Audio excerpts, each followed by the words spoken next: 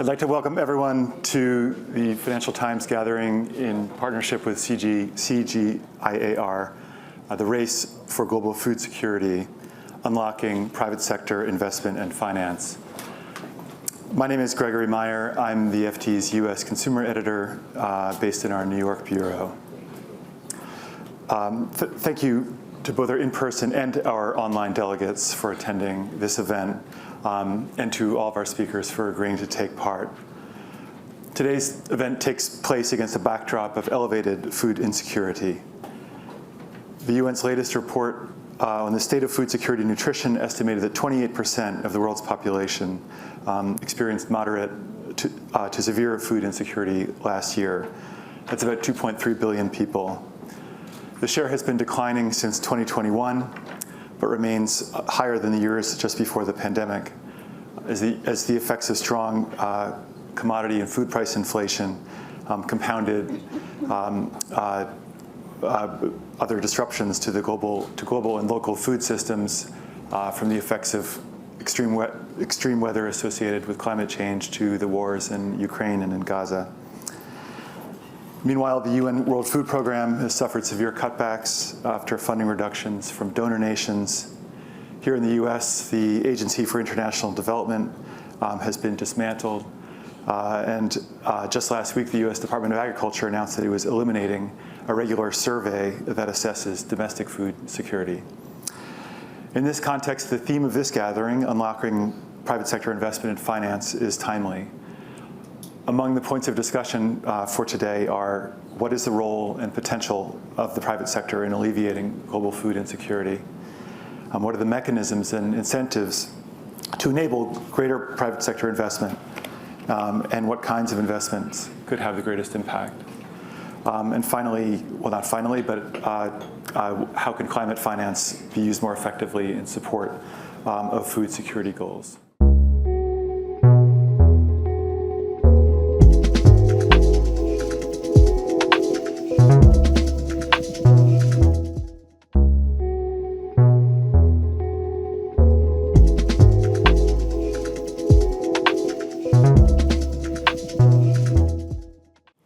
Maggie is Global Head and Vice President at Google.org, the philanthropic arm of Google, which, as we will hear, has been working on food security matters in a variety of ways.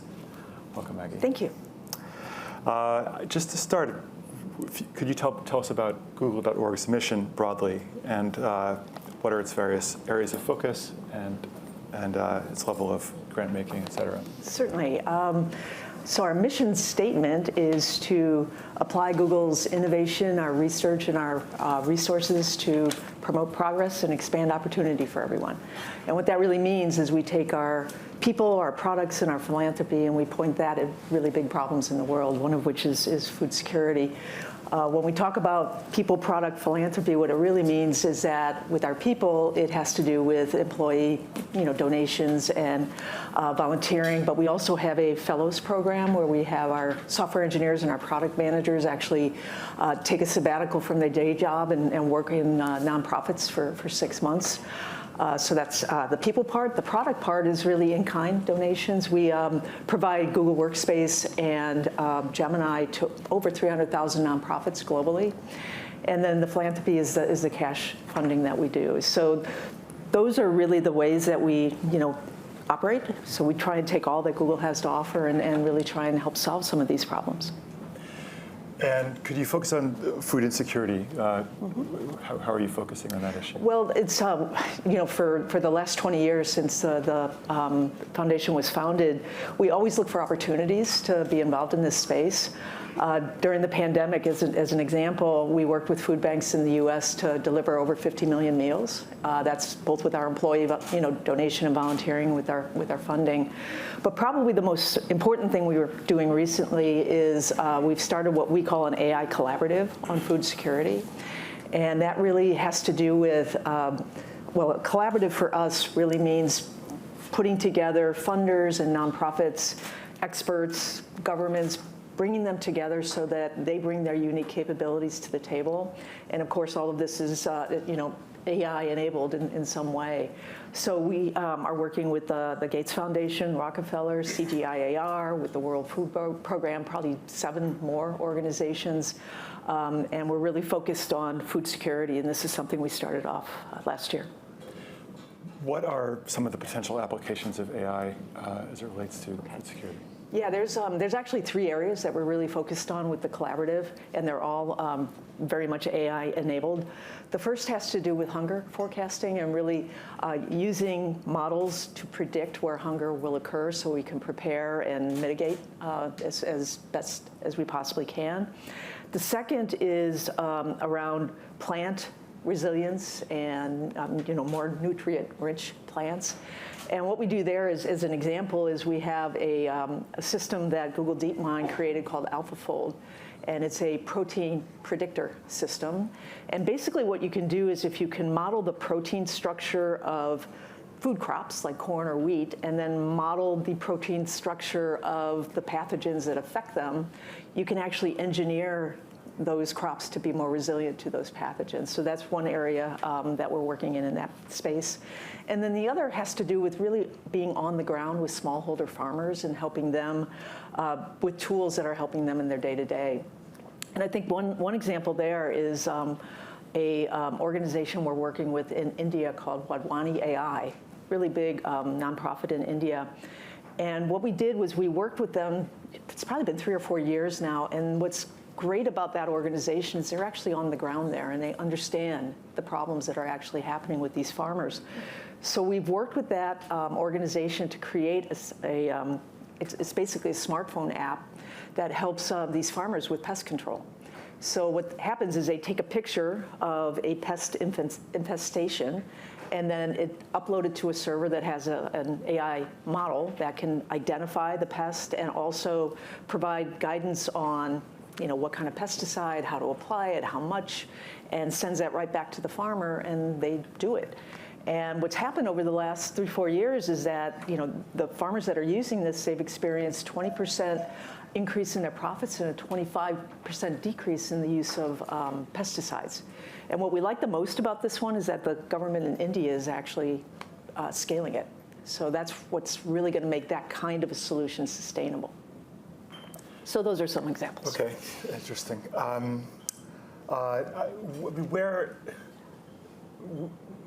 Where is AI sort of potentially up to the task? Where are the boundaries of where it really isn't up to the task, or is it maybe necessarily relevant in terms of addressing food insecurity issues? Can AI address food security that's insecurity, that's a result of market failures, for example, war and conflict, income inequality, crop failures? Yeah, I think there's a lot of limitations there. I mean, if I think of just some of the logistical aspects, so getting food into a region and getting it into the hands of people who really need it, there's so many complex factors involved in that AI isn't going to help there. So there's definitely constraints about where we apply it.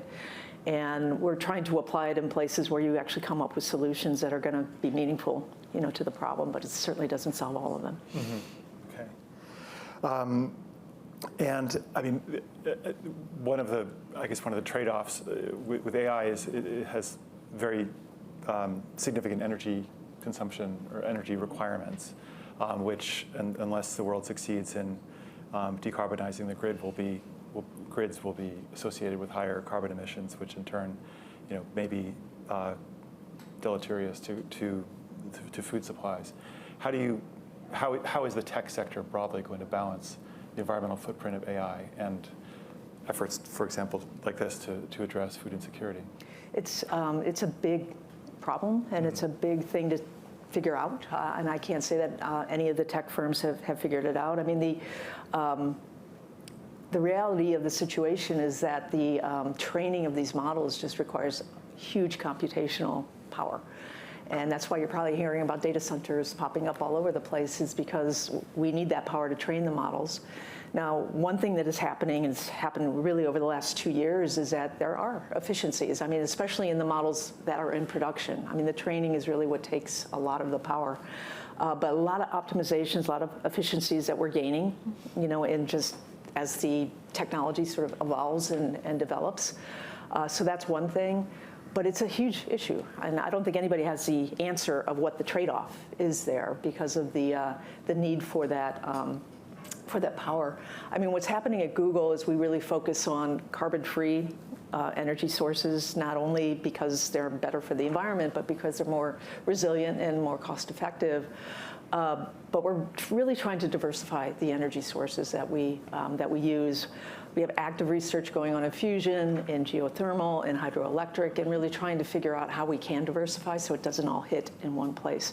But it's a ongoing issue, and I don't think anybody has the answer because it's just evolving so quickly. Okay. As I mentioned, we've seen cutbacks in foreign aid budgets, in food aid budgets. Do you have a view just broadly on the theme here today of private sector investment and finance? I mean, what mechanisms can be unlocked to address? Yeah, I mean, the funding cuts that have been, that NGOs, nonprofits are experiencing has been a huge theme this week, and obviously been, top of mind for the last, few months. It's a really serious issue. A lot of different foundations are managing this in different ways. Some are, spending more of their endowment, and just actually funding more in this situation. Others, like Gates, have actually set an end date for actually spending down the entire endowment. Most of those organizations are actually focusing, that spend down on particular areas. But even with that, even with all the philanthropy that we have in the U.S., it's not going to fill the gap of these governments, and it's not just the U.S., all over the world that are pulling back on humanitarian aid and providing this kind of funding.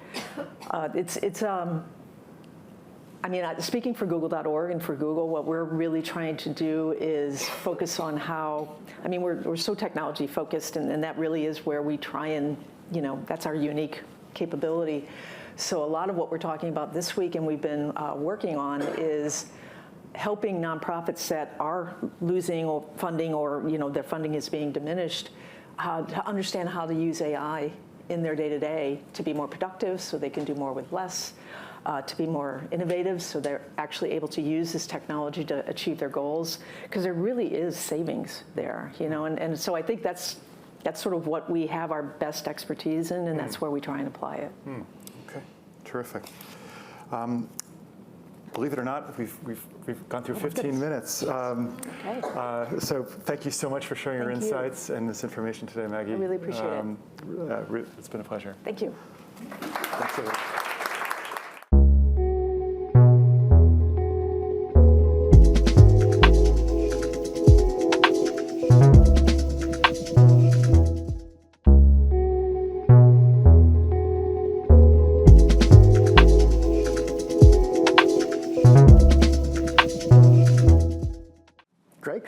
Good to see everyone. So my name is Andrew Jack from the FT, and it's a pleasure to be in a short conversation with Rachel Glenister, who's the president of the Centre for Global Development. So we'll use this as a bit of a scene setter to dive deeper on some of the issues that we're then going to explore with our panel over the next 45 minutes or so, just looking at this question of global food security, what the problems are, what the role of private finance can be, the nature of partnerships going forwards to try to tackle the challenges that we face. So I'll start with Rachel, and as I say, we'll come up with our panel, and then very keen to leave some time for you and the audience also to raise questions towards the end of the next this session over the next hour or so. But Rachel, thanks very much for coming. Good to speak. Let's just begin with the problem. Food insecurity around the world. What's the scale of it, and how do you see it evolving or changing? A world with surpluses as well as deficits. It's been a very long-standing debate and challenge. Where are we today in tackling that problem of insecurity of food? Yeah, so food insecurity was obviously got a lot worse during the pandemic, and it's been huge pressures from climate change. So some areas are continuing to see good growth in yields, but it's really a problem of different regions. So you see a big impact of climate, as they say, and that's going to get a lot of worse. A lot of predictions that that yields are going to go down as various crops meet their tipping points. So, as weather gets better, as heat goes up, yields go up, and then they get to a point where suddenly things crash. So you see a lot of food insecurity because of disruptions of war and other disruptions. You see food insecurity because of climate crises.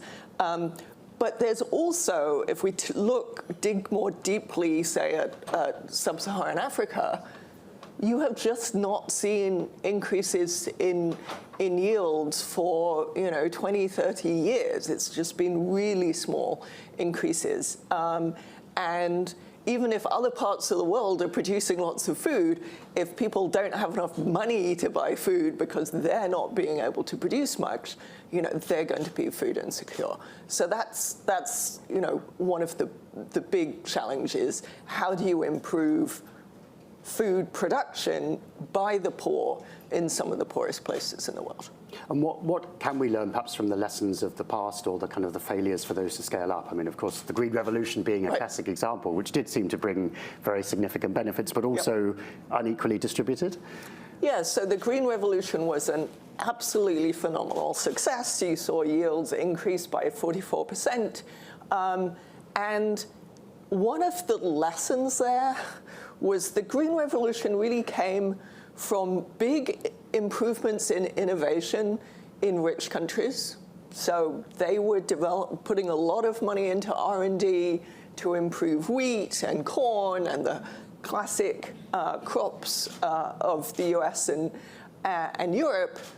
And then those were tweaked to improve yields in Asia and other parts of the world. But there were a whole lot of crops that were left behind because they were very different from the crops where you saw this big R&D effort going in. So again, that's one of the reasons that sub-Saharan African yields did not increase as much, because you were not getting the R&D benefits. It's a mismatch between where the R&D goes and where the need is. And the R&D is overwhelmingly going into crops in high-income countries. And the further the crops are that we need in poor countries from the crops in high-income countries, you see very little improvements in yields. So that's why there was this big emphasis on trying to do a green revolution for Africa, which has just not been as successful. But that's partly because the crops are so different. So what we really need now is innovation in the crops that are different from the ones that we did in high-income countries, while also, learning from the techniques that we just heard about that Google and AlphaFold and people are doing. There's a ton of opportunity to take those new techniques and apply them to, the crops that the poor are eating and growing. So partly, obviously, there's an issue of being close to need, yes. I guess. There's partly perhaps an issue, is there also of, local control and resource for driving R&D. Are there other sort of, as it were, cultural or institutional barriers that might explain why different parts of the world have been disproportionately benefiting or suffering from innovation? Well, there's some kind of classic economic market failures. So one of the ways that the private sector makes money from agriculture is it develops a new seed and sells it to farmers every year. So in the US, you will buy new seed every year. You have a hybrid. It doesn't work after the first year.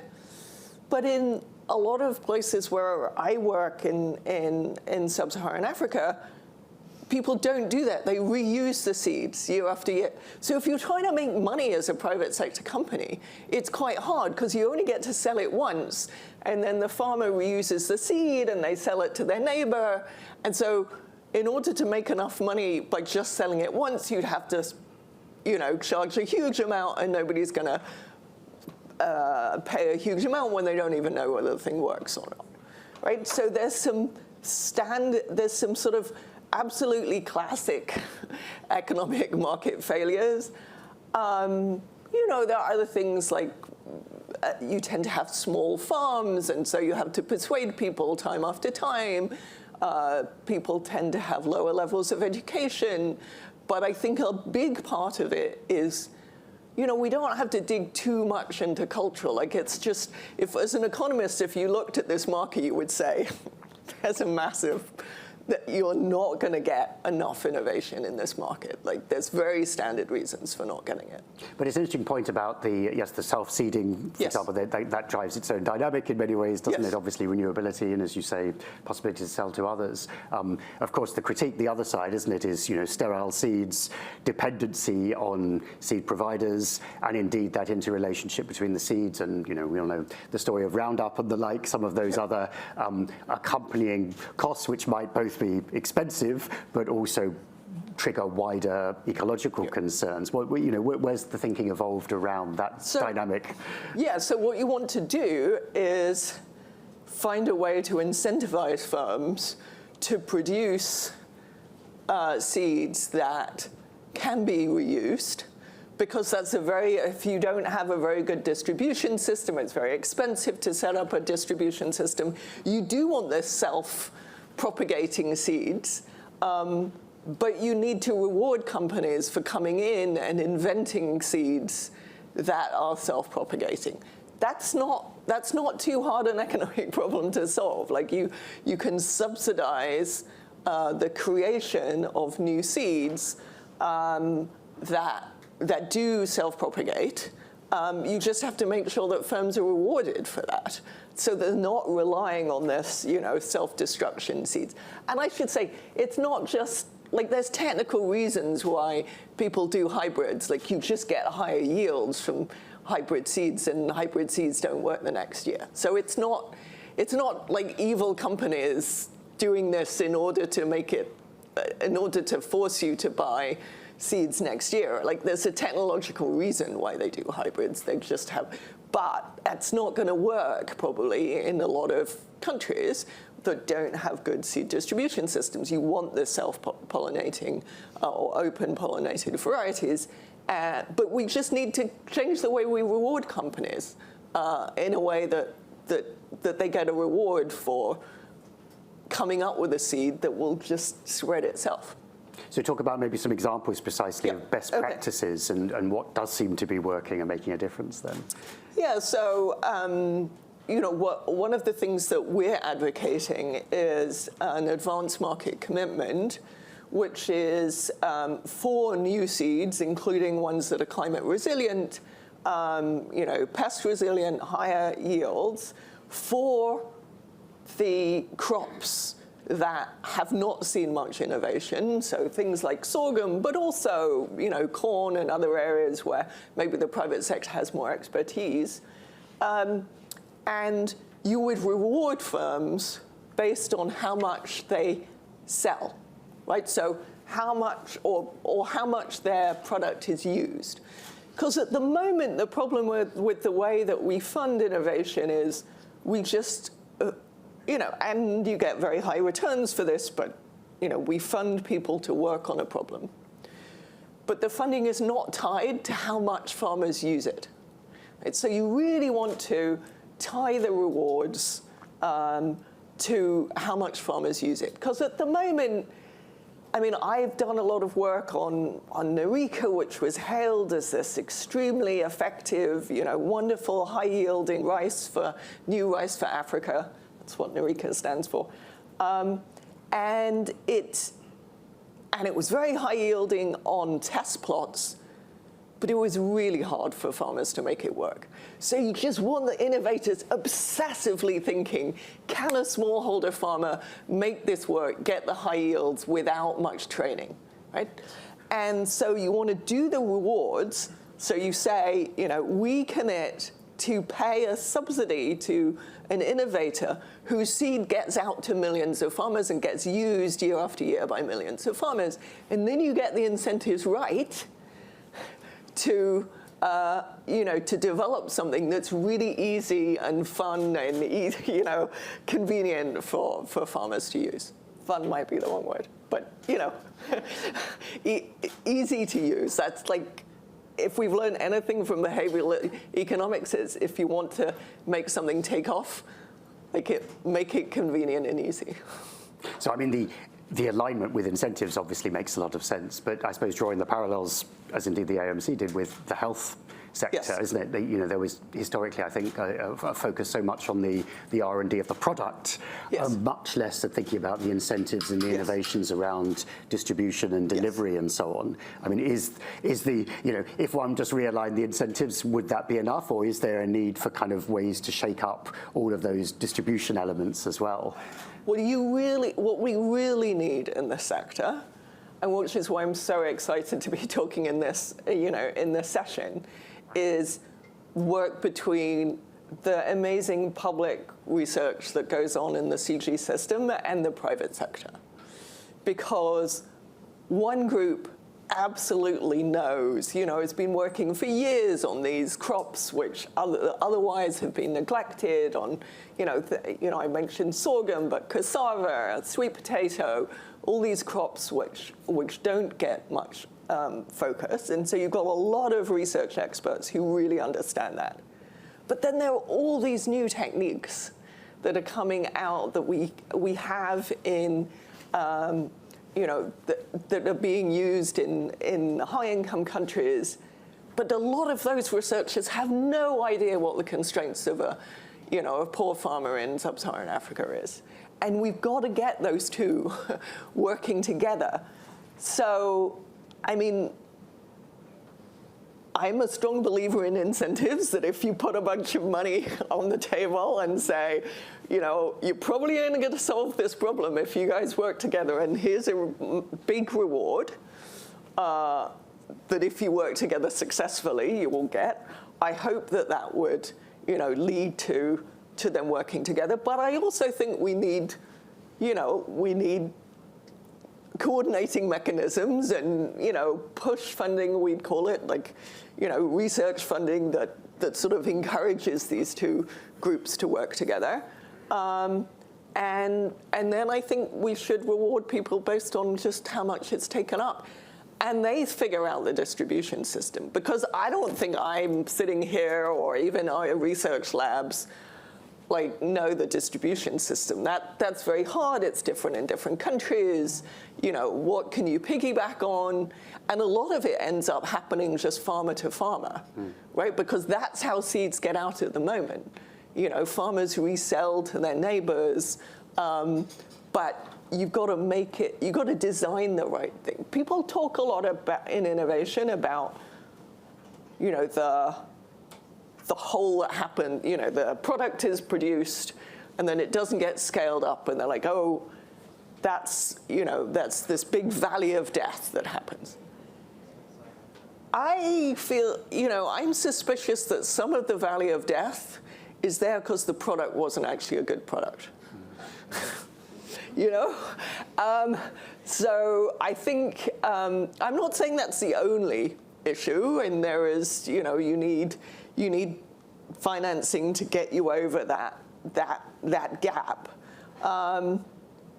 But when I did work on technology take-up, and I spent a lot of time going around looking for really good technologies that weren't getting scaled up, it was amazing how many, if you dug into it, weren't really that good technologies. Like, they worked on research plots, but farmers couldn't make them work. Yeah. So I think we need to think a lot about making things that work for farmers. Yeah, and we're almost out of time, but just very briefly, any particular bright spots you point to of actual examples at the moment where perhaps there's very much also that research, energy and focus and resourcing and activity in country or in region, as well as as you say, being dropped in from elsewhere. Yeah, so there are for Southern Africa and East Africa, you do see local firms that are breeding new crops. You're seeing hybrids taking off in East Africa.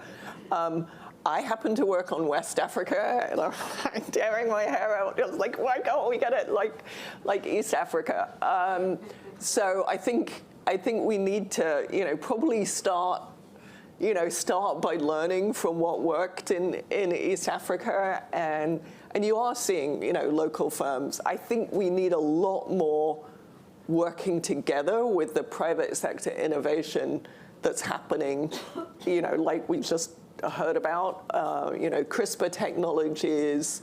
So there's promising shoots, but so much more to go. Yeah, so the scale of innovation we need because of climate change is just mind-blowing.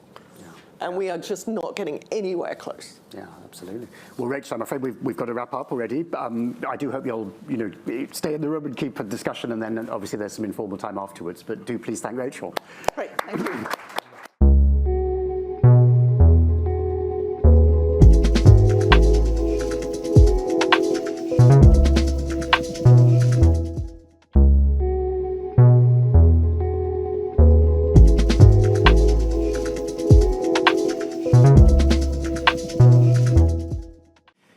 So thanks very much. So we've got about sort of 20, 25 minutes to discuss amongst ourselves, and then very keen also to open it up to other reflections from the audience.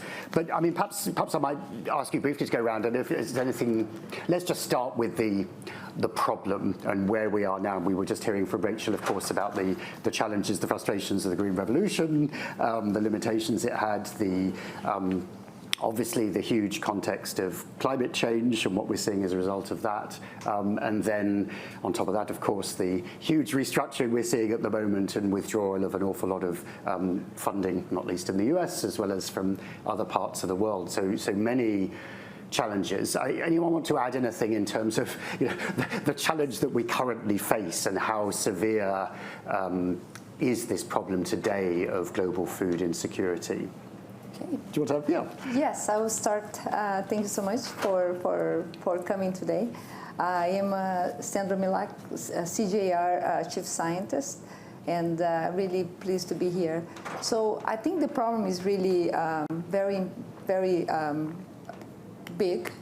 We have about 720 million people who are facing hunger, and we have a lot of more people who are actually that although they have food, they might not have the right nutrition. So we do have that. And only 7.4% of the investment today, overall, in research goes into the places that faces the most challenging thing. And only 1.4% actually hits the smallholder farmers. And the smallholder farmers, they are responsible for 1/3 of the food production of this planet. So you see the disconnect between the problem and the investment. And I think that's probably what we are here today to talk about. Yes. David, any thoughts further on the challenge we're facing? Sure. Yes, also a pleasure to be here. I'm advising on nature and climate finance these days, but previously was in climate director at the Asian Development Bank and then senior VP at World Wildlife Fund. So I've seen it from various angles, civil society and public finance. And I think rather than just focus on the problem side, and I'll come back to that because there are plenty of challenges, but I think that this sort of problem milieu we have now also creates these opportunities. There's always been this sort of focus on public funding, scarce public funding, trying to leverage private finance into this area. And maybe now's the real, I mean, that's moved from like a nice to have to a real mantra now. So I think that's an opportunity going ahead, but it's a challenge to then break down the silos that we see. So you've got funding that's around climate, maybe less branded as climate these days, and we can talk about that. But then you've also got these other silos with international development focus on hunger and on food security and so forth, and they're not coordinating very well. They're not really actively seeking multiple benefits. But I think with the decline in the public funding especially, and the wariness of the private sector, there are going to be more attention given to looking for multiple benefits and looking for getting bigger bang for the dollar or pound or whatever, or local currency. So we'll see where that goes. Sure. Son. Thank you. Yeah, so I feel slightly like I have imposter syndrome sitting on this panel. I don't want to add to the problems, but I think I'm going to pick up on the kind of solutions and opportunities. And Rachel mentioned something earlier. She talked about products and the kinds of products that we have on our supermarket shelves and what's available for people to buy. And I think we see, there is currently a huge disconnect between kind of the products that we have on our supermarket shelves and the kinds of ingredients that farmers need to plant to be able to really build resilient food systems in order to start to deal with some of the challenges around food insecurity because of crop failure, et cetera, et cetera. So I think, the work that we do working in the circular economy is really kind of the private sector has such a huge role to play in reshaping the kinds of products that we actually have access to, which then link back to some of the ingredients that we know that farmers need to be able to plant and have a market for to be able to help deal with some of the underlying challenges. So I mean, there are lots of opportunities. We don't necessarily lean into them. So I'm not going to add to the problems, but I will talk a little bit throughout this panel, I think, around the missed opportunities, I think, of redesigning actual food products and diversifying the kinds of ingredients that we have on our plates. Okay, and I'd love to come back to that in a second, but do you want to just any reflections here? I'll go on the challenge you face. If you compare it with the last few years, I mean, how are you seeing the market evolving, as it were? Thank you, Andrew. I mean, as it was described before by Rachel and here in the panel, the tragedy is that despite all the innovation that we know we have, we are now facing more food insecurity than in the past 20 years, and that's the unpleasant truth. Now, the question for us, as private sector has been mentioned here, in a way, the good news is that we know what we have to do. We have the technology and we have the capacity to impact. Just to give you an example, just of the huge relevance, a company like Bayer, we help produce 1/4 of the corn that is eaten globally. So that translates in 800 plates in Asia, 800 million plates in Asia, and 100 million plates in Africa. We help protect 17 billion tomatoes in India. So the relevance is there. So the question is, how could we, and you mentioned, tackle it now together, and what do we need to do from the private sector to truly address the challenge? And I think there are 3 things that we believe we need to do. And the first one, we really are driving a paradigm shift, if you will, because we know we need to produce more food, but with less impact in the land and adapted to climate change, as we have heard here. So it requires breakthrough technology of what we are working on, CGIAR is working on, and so that we really need to accelerate working towards that paradigm shift. The second is truly access, because the best technology will not help you if those 550 million smallholders don't get access to it and can use it. So how do we work together to get that technology in the hands of smallholders? And that's where the proof of the pudding, if you will, is going to come to bear. And the third is what I call getting out of our comfort zone, right? It's that collaboration that in the past it was nice to have, and now it's a must-have, of us collaborating with development banks, with CGIAR, and truly connecting the dots to solve the challenge. I think we have done some things. We have done some things in the past, but now we are, in a way, we are forced to be much more creative and imagine things. We have a blank page, if you will, and let's go to tackle it with. And perhaps building on Rachel's comments earlier, I mean, do you see there is still a big mismatch, or there needs to be a redistribution of where the big innovation is focused between different crop types and different climatic regions, for example? Are there some areas you think have been the primary focus, and we need to shift the focus to others to really tackle food insecurity in the places that there's the greatest problem? Well, we definitely need to work with others to respond to the needs of the smallholders in Africa and those are many, both in terms of technology, offering, capacity building, etc. And this is what we are trying to do, indeed. Yeah. Sandra, have you any thoughts on that? Yeah, I have some thoughts. I don't think it's and or. You know, I think it's or is an and. I think we need, of course, we cannot feed the global population without the important commodities. We do need that. We all go to breakfast every day and eat bread, and we need wheat, as one example, or cereals, and we need corn. So, of course, we need that.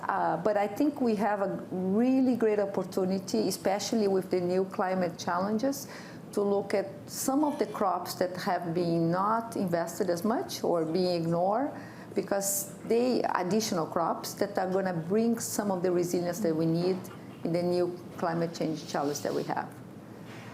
And especially in the part of the globe where we have the biggest challenges, which is, you know, in the tropics, right? Around the equator line, if you think about it, that's where we're going to face the biggest challenge in producing food. It does happen to be the low and mid-income countries. Those are the ones who are going to face the biggest challenge. So I think we do need to be looking at alternatives besides the commodities. Commodities are very important. I was 20 years in the private sector, so I worked with big commodities as well. But I do believe this is not a or, it's an and. We need both. And is some of the, I mean, there's obviously an issue of some areas which historically have had less focus for R&D and innovation. We've got the acceleration of climate change. I mean, are there particular areas you're seeing there, you know, drought-resistant challenges, for example? What are the, or emerging pests, for example, in different parts of the world? Absolutely. Yeah, I think we need to protect the, you know, the current crops that we have, for sure. I mean, that's important because new pests, new diseases are coming, so we need to make sure that we secure. I mean, we have had examples very recently. I mean, wheat with the, you know, the new stem rust race that show up in Africa, and we were able to prevent this before even got into the global north and other places. So I mean, it's a play for the entire globe. It's not only, you know, the global south, if you will. But yes, but I think besides that, if you think about drought challenges, high temperature challenges, we need to look at that. But beyond that, the challenge of the crops, we also need to look at the challenge of the healthy diets and how we make them affordable. And that will come with new crops that we need to invest more, and new ways, in new systems to make it sustainable over time, right? We talk about, you know, the rice value chain, one example, where we are really looking in the west coast of Africa, where how we actually produce in the valleys. In the valleys where we have rice production, and we use the valleys to actually, instead of the normal irrigation, we do, you know, canals, and we do with smallholder farmers. These valleys are about 200 hectares, and these farmers are about half a hectare farmers. So you have about like 400 farmers, co-ops, if you will. How we use the valleys, but in those valleys they produce rice, but they also bring livestock. You know, they have a small livestock or cows or dairy. They also have vegetables. So the water and how we actually tackle that problem holistically in the valley, not only brings self-sufficiency of Africa in rice. Africa continent today imports $6 billion in rice with all their land. 60% of their arable, of the land in Africa is arable. Why do they import? Every dollar that leaves the continent is one less dollar that invested in jobs and opportunities for the continent. So I think absolutely we need to look at rice. Africa should be producing rice, be self-sufficient for rice, and that's why we are working to help Africa in CGIAR. But we also need to look at the systems as we create new systems, what we call the new green revolution, if you will. We need to create the systems that are different from what we had before. But it includes different types of crops. That includes being able to produce, intensify with vegetables as well. Those valleys where you have water management at a much lower cost for the farmers. Yeah. David, do you see some significant mismatches in, you know, where the focus is on R&D? You know, Rachel was talking earlier about sort of it's largely been Western-driven in the past and then attempted to trickle down. Are we starting to see changes in that pattern in response to where the real need is? R&D, certainly. If you're talking about private sector incentives to address food insecurity, you know, they're looking for ways to make money locally. And private sector, of course, we're talking about local private enterprises as well as local financing, often very closely linked with public. You have national development banks and those kinds of actors. And then you have transboundary or international multilateral interests as well. But I think the thing there is that you have to go back to where, rather than, you're obviously crop-based, but think in terms of where is the food insecurity and what are the underlying root causes. And that's why we're looking at Africa, because in terms of sheer absolute numbers, that's a huge problem, and it's at ever greater risk because of the climate impacts. We do need much more R&D on the climate impacts side and ways of dealing with them, whether it's too much water or too little water or looming pest outbreak risks and so forth. But you know, I've done a lot of my work in Asia. It did benefit from the Green Revolution, primarily in rice, but also in corn and other crops. The issue now is more insecurity from the increasing intensity and frequency of extreme weather events and so forth.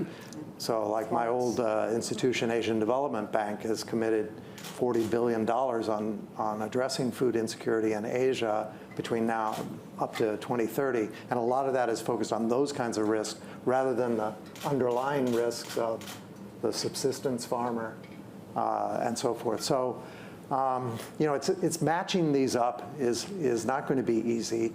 And I can come back to the other constraints for investment within the emerging markets and developing countries where, you've got the high cost of capital and the issues of both the private and the public sector having difficulties dealing with the small scale that is required. And so you need tools to aggregate financing models that can reduce the risk for the private sector, but at the same time deal with the smaller scale and find ways to aggregate those. Yeah, brilliant. Let's come back to that, or let's build on that point, actually. Let's think about what do you see in terms of what's needed and models that are emerging around more effective partnership, blending finance, private sector finance and investment to tackle the challenge. Tough question. I think just to build on what everybody said, we see huge amounts of ambition and commitment from private sector these days to really work with their supply chain, particularly their smallholder farmers in parts of the world where their climate change is being felt most deeply. But what we're seeing is the kind of commitment to R&D and investment going in often to grow the same crops as we're growing today, but to do them better, right? And I think we're really missing a huge and investable opportunity in taking, as you were saying, a more holistic approach to what is coming off the ground and what farmers need to be able to plant to be able to actually have a healthy food system upon which all of this is based, right? And we did some work a couple of years ago to look at what would happen if you took circular design principles, so things like regenerative production, but also planting or using crops that have lower impact, so legumes instead of grains, or less animal protein, more plant protein, looking at introducing diversification not only of the variety that we grow, but also the different varietals within some of our common crops. But we haven't touched at all in this discussion on food waste, really. We have global food insecurity, but we have 30% of the food that is produced goes to waste. And we don't use that, and we don't harness it, and we don't upcycle those nutrients into nutrients in the human food chain.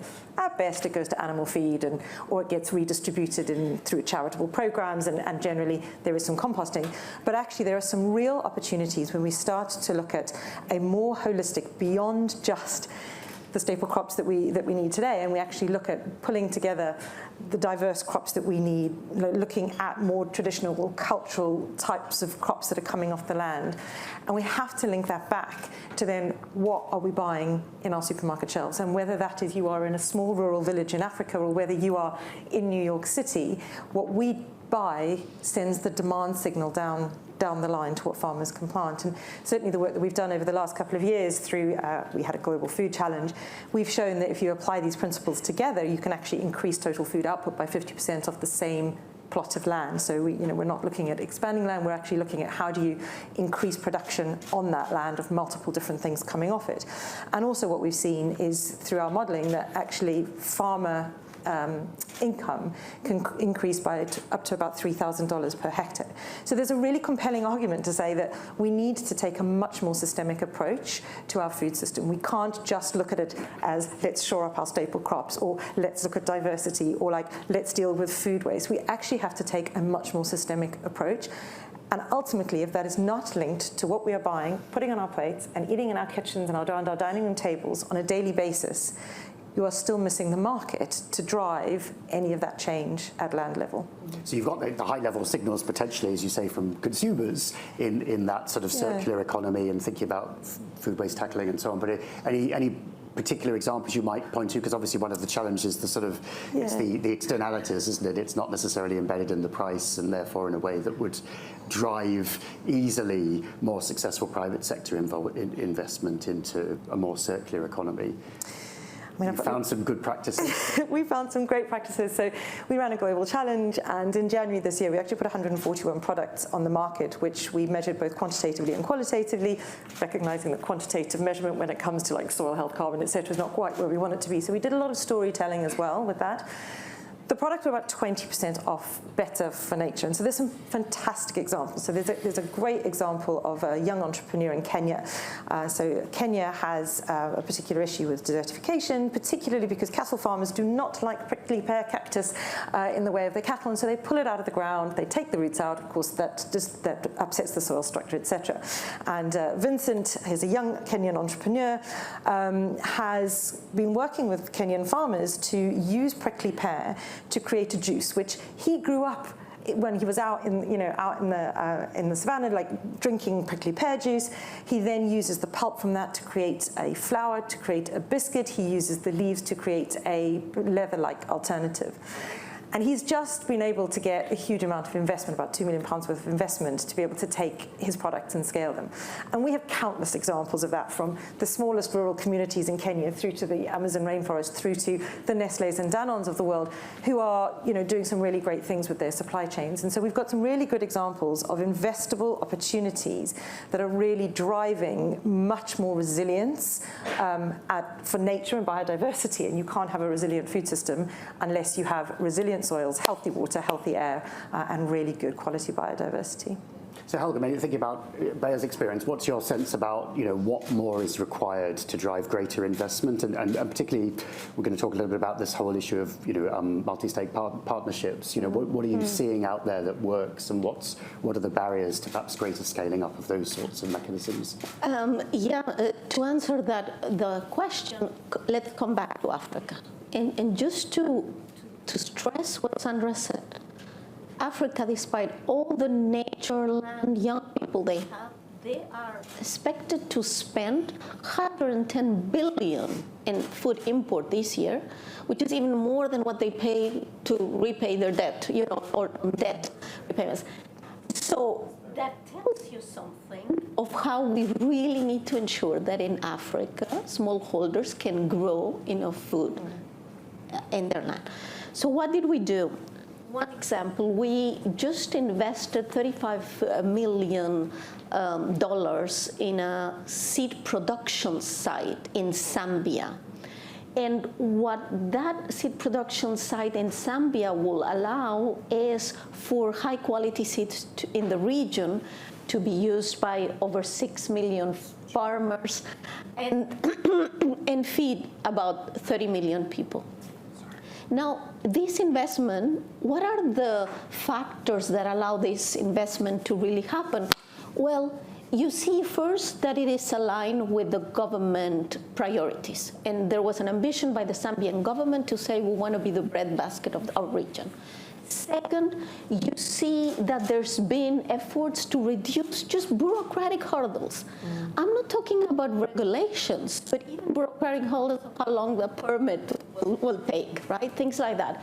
And you see that there's a country where there's been efforts by World Bank and others to do capacity building to support people's capacity building. So those are the conditions that help companies like us invest there. And here, a second example of how we can take it even farther for me, or what's encouraging, is that the president of the World Bank, Ajay Banga, has started what he calls the private sector lab. And at the beginning, he invited only CEOs or executives from banks. Now he has invited our CEO from Bayer. And why is that relevant? Because gathering that knowledge directly with the World Bank and then saying, okay, these are the tools that also the World Bank can advance, and finally looking into agriculture as a major area they want to go into. So that encourages me that in the next, next year, we can see this type of big efforts and big partnerships like the World Bank with us and others, foundations, etc., to advance. So there's something happening. That's what I want to say. So, and Sandra, just on that point of sort of these multi-stakeholder partnerships, then what do you see as the bright spots, and what more is required to engage them, catalyze them further? No, absolutely. I think for us to solve this big problem that we've been talking about this morning, we need all partners. We need small, mid-sized enterprises, and in Africa. There are mechanisms that are being put in place. We are working very close with this financing of the SMEs, we call the small and middle enterprises in Africa, with a catalytic fund. Because these companies, small enterprises locally positioned, they risk the market. They open spaces, they develop the market, they start putting the technology, understanding how we actually go about deploying these technologies. And I mean, they are the entry points into the market, if you will. The big companies, the Bayers, the Cortevas, the Syngentas, they don't go unless there is a very important business. You do it when you have gross margins, and you need to be able to go when you have a very good case, right? So I think there is this continuous of investment that goes from small, middle-sized enterprises that are locally, and also the multinationals. They have to play a very important role. They do play a very important role into this system, right? And I think CGIAR, what we do, we are de-risking this proposition, because we bring evidence to the table to inform FASA financing, where they should, to inform, the World Bank investments. We have been able, in 10 countries in Africa, we have been able to inform more than $1 billion in financing by saying, this is the evidence where you need to be putting these investments. We also help by helping to lower the barriers, because we, by policies, by working with the governments to be able to enable that environment that the private sector, whether it's small or middle or large companies, will need to play, right? And third, I think we also play in CGIAR a very important role in helping to connect and really helping with the synergies, right? And I mean, we have seen some examples like the TAT model, we call the technology for the Africa development, and for Africa and is for the Africa Development Bank, where CGIAR has worked very closely with the Africa Bank to be able to actually de-risk the investment in some of the loans of the countries, right? So the country comes, they want to invest in agriculture, they need to invest in a value chain, but they still miss some points. They don't have, whether they don't have the right products, the right varieties that Rachel was talking about, or they don't have, a particular technology that enables that value chain. And we play a role, but others play as well. But I see we need this multi-partnership engagement, and that goes from not only science, the technology, the policy, but also the financing. You know, I think it's very important that we do that. There is no other way we can solve. There's no way that we can do this without the private sector investment. The capital investment for that needs to come from the private sector. Sure. I'm going to in a minute open up, so do please think of some questions. But David, I want to come back to you on this question you touched on earlier of climate finance, or however we describe climate now in the current climate politically. What do you see as models already, and how should one think about to leverage climate finance in this space?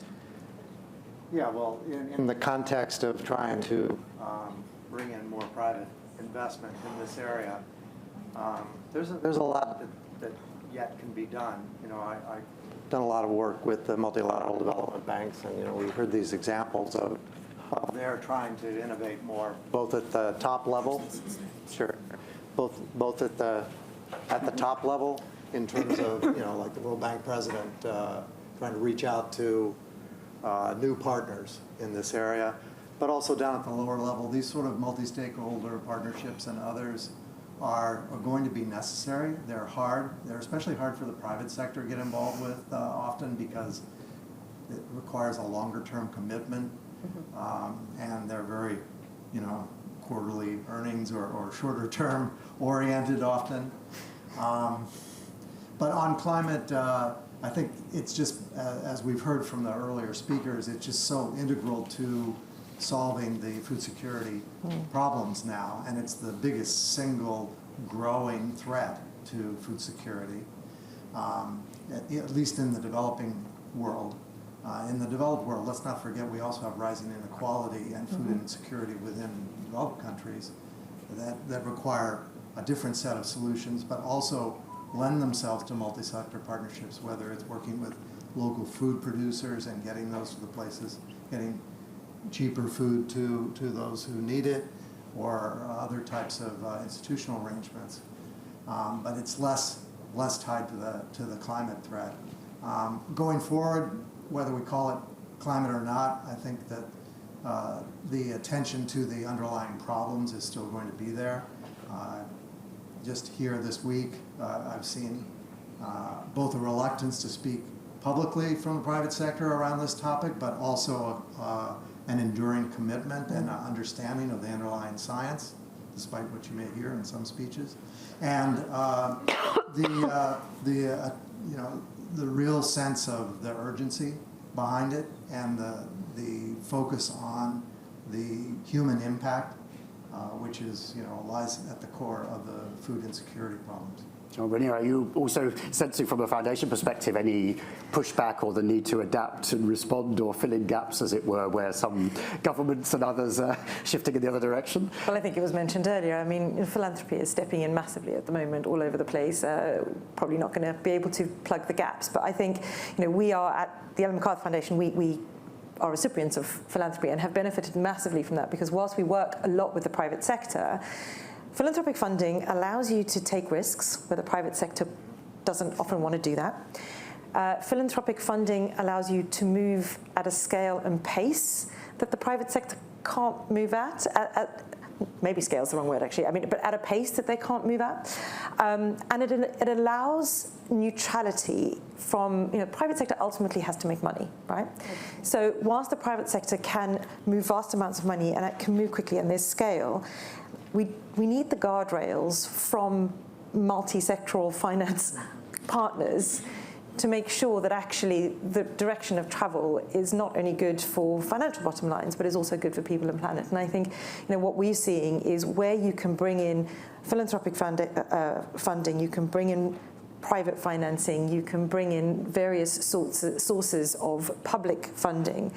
We're starting to see things moving, in a much better direction. There's some really interesting work that's going on in the UK, for example, in looking at kind of how do you take a landscape approach. So how do you work with public utility companies, for example, and think about how private sectors and farmers in the local area might affect waterways, and how can you offset funding that way. So there's some really interesting models that are starting to come out. But I think crucial to this is no one source of funding is going to be the silver bullet that is going to give us a resilient, healthy food system that is going to form the basis of making sure that we drive down global food insecurity.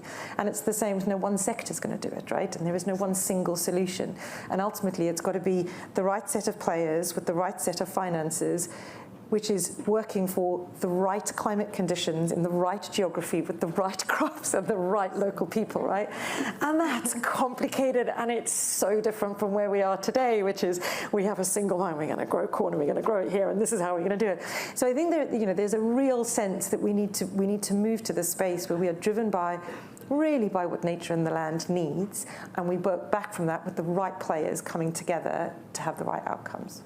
Great, thanks. Well, we're going to open it up now to questions. And a reminder those online as well to use the question box on the right side of your screens if you want to add any. But let me start in the audience, please. Yeah, do briefly introduce yourself as well. Oh yeah, thank you everyone. My name is Chika. I'm the founder of A Day with Aslan. We are building global consumer food brands that are rooted in Africa, really with the vision to create jobs, drive trade and investment, and unlock the $1 trillion food economy. So I really love this discussion because I heard nuggets of information about rethinking what crops we should be investing in research and development. So I wanted to ask everyone here, what are some crops in the world that you think have commercial viability that traditional big food CPG hasn't been looking at? Thanks. Anyone want to have a go? Okay, that's crops that have viability. That's a good question. Well, I think within the context of climate change. Okay. Yeah. No, I think that's a very good question. I think there are some, I would say that some crops that have been underutilized have a huge opportunity to grow, but I think maybe that's why you were going into it. And I think we also have, I mean, we talk about sorghums and millets and per millet, some crops that are very, we call some of these are orphan crops, cowpea, but they are like really African crops that are mainly the very big capital investment from the big multinationals have not focused on those crops because they are not, they're more maybe local African crops or local regional crops that have not been.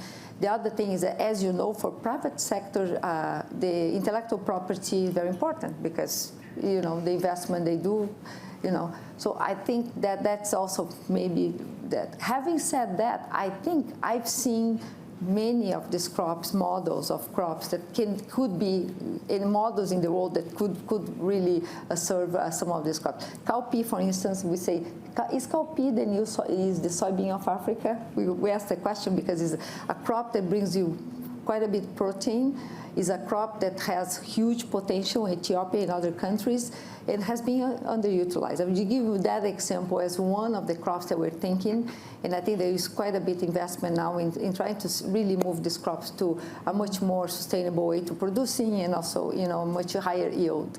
Every ton of yield that you add into a crop, or 10% yield, think about holistically is less land that you need for agriculture. That's why productivity is also important. So raising the level of the productivity of these potential crops for places like Africa, since you come from Africa, very important. I'm in Nairobi, by the way. I'm located there in Kenya. So we talk with the folks there on the ground all the time about how we actually look at the local solutions, the crops that have been underutilized. Cassava is another one. It's very important staple food for some of the countries like Nigeria, how we make sure that we keep increasing that yield and sustaining that crop as well. Okay. I keep getting a few questions, so maybe I'll just hop on and we can come back. There's one here online around, we've talked about smallholders as key, but they're not necessarily the real focus of a lot of initiatives at the moment. Any thoughts about how to engage more actively with them? Yeah, I alluded to the problems of aggregation before and scale.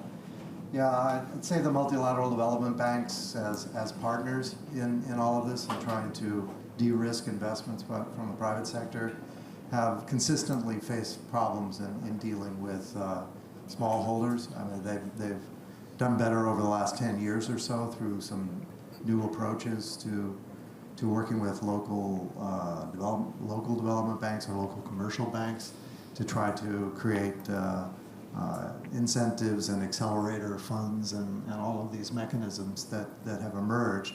But yeah, that's definitely a challenge because they're set up to do, you know, $100 million, $200 million projects, and that's the incentive structure within the multilateral banks to get ahead, is to do these big things rather than smaller. Sure.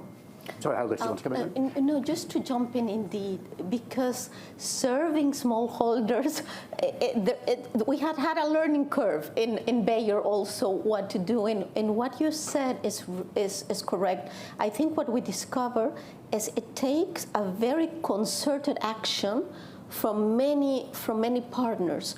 Because what we have done is we created the Better Life Farming Centers where you aggregate up to 400 and 500 smallholders. And then with the partners, whether it's the IFC, Netafim, off-takers, up to 25 or 30 partners, depending that are local or global, but geared towards that intervention, you can really serve them. And then you know that whatever these farmers will plant and harvest, the off-taker is there to take it. And we have now 3,500 of these Better Life Farming Centers in 9 countries.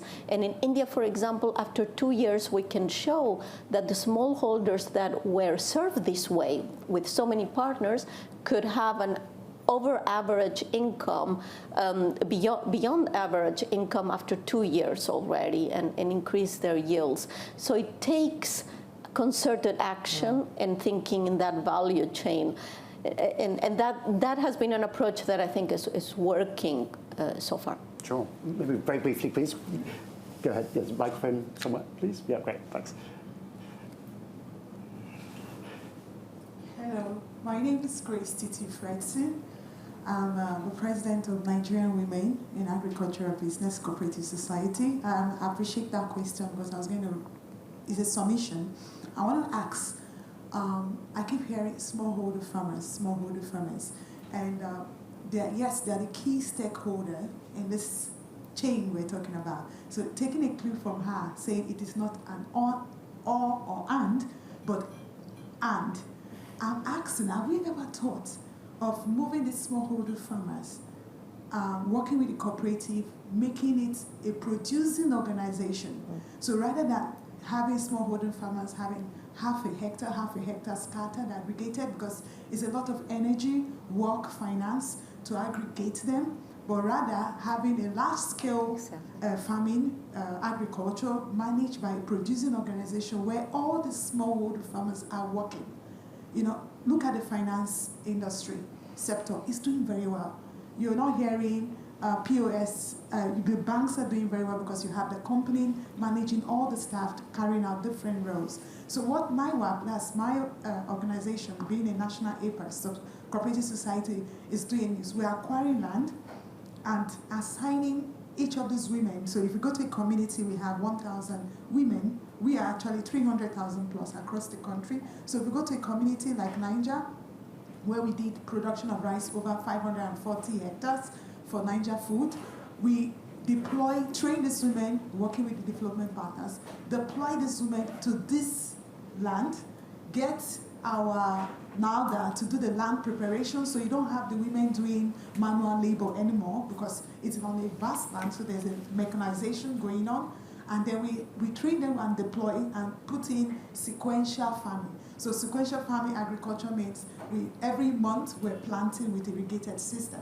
So in that way, the farmer is working every month, not work and earn salary twice a month, because that's what's happening in the whole of Africa.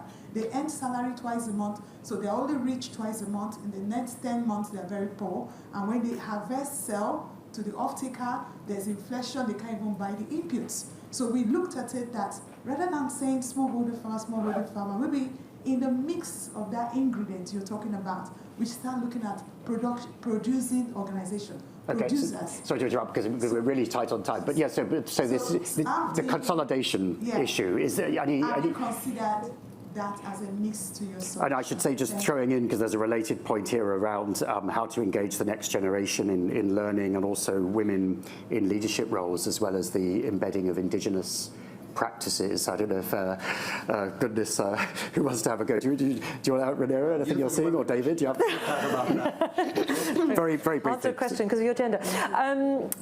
I mean, it's really interesting reflection, because I think certainly, you know, I am not a farming expert, but the landscape that we see certainly within the UK is that the aggregation of smallholder farmers has led to a food system that is very kind of monocultured and it's very industrial, and actually has put off a lot of young people coming into farming. So it feels like it's a completely opposite problem in different parts of the world. So it's really interesting that your reflection is that in Africa actually aggregating smallholder farming is a solution to this, because I think just like linking on to that, how do we get young people into farming? I mean, in the global north, the average age of farmers is what, 55, 60? It's fairly disastrous looking down the line. And there's a wonderful man called Philippe Burker who works with climate farmers, and he always says we need to make farming sexy again. And you do that through kind of introducing technology, because young people are really interested in technology. Things like moving away from more manual labor, because nobody wants to do that anymore. So how do you make it different? And I think there are lots of opportunities to do that. But it is really interesting that there are significant differences in some of the challenges around. You seeing an opportunity in consolidation. And I think what we hear in the global north is that over the last sort of 2 or 3 generations, the buying up of smallholder farmings, particularly the UK is the market that I know the best, has led to kind of these real industrial super farms, and we've moved very far away from the kinds of crops that the land needs, etc. And so we're starting to see a much bigger rise in young people coming into farming, but actually wanting smaller plots of land to be able to do farming much more in line with what the landscape and the geography needs. So just really interesting reflection. Sure, literally 30 seconds apiece, David. No, I'm actually seeing this as an area for optimism. I've been advising these, there's a group of female-led funds that are trying to bring the private finance in, and I've been advising them on how to tap into the public sector climate finance. But just in dealing with them the last couple of days here, they're young, they're energetic, and they have very similar motives, and they're really trying hard to view these problems through their lens, which is obviously a very different lens than you're going to get from the multilateral development banks and so forth. And so I find that as a real area of optimism. Sure, Sandra, very briefly. Yeah. So I think that's a very good provocation. And like with smallholder farmers, you have 2 problems. One is that they're small and they're many. And then, and the problem is at the input level and the output as well. How do they actually trade? The price of their food, because they're so small, they don't have power to trade. So the aggregation in the sense of coordination, not aggregation in the sense of merger, the coordination becomes very powerful. That is the example I brought in the climate smart valleys that we're talking about for rice, but for other systems, because you have 200 to 400 farmers in this. And then you can actually get not only the interventions in terms of how you make sure that these are, gender sensitive, inputs and interventions, but also how you help them to coordinate trade and price, and I mean that the output of that.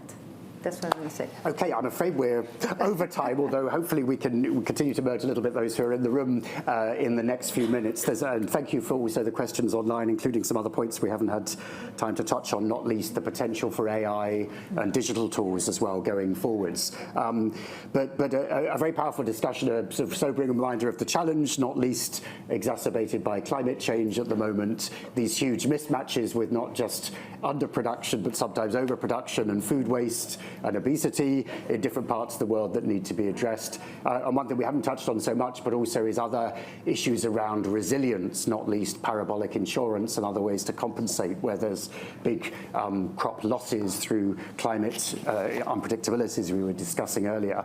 But at least also some elements of optimism despite the challenges at the moment, with some new models and this valuable role to be played by private finance and partnerships. So do please thank our panel.